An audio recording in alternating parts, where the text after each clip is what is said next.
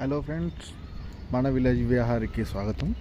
ఈరోజు ఏంటంటే వర్షం 3 రోజుల నుంచి పడుతుంది హైదరాబాద్లో.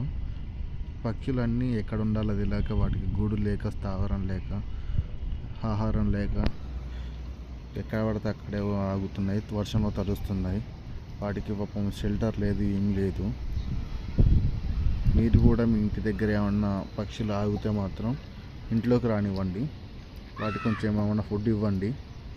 పాపం ఇలా అయితే పక్షులు రాను తరాల్లో కనిపించవు.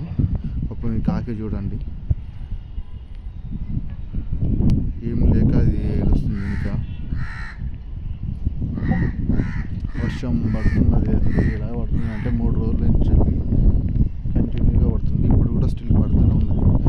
పక్షులన్నీ అసలు ఇబ్బంది పడుతున్నాయి. కనీసం ఒక పక్షికన్నా మీరు ఫుడ్ పెట్టండి ప్లీజ్.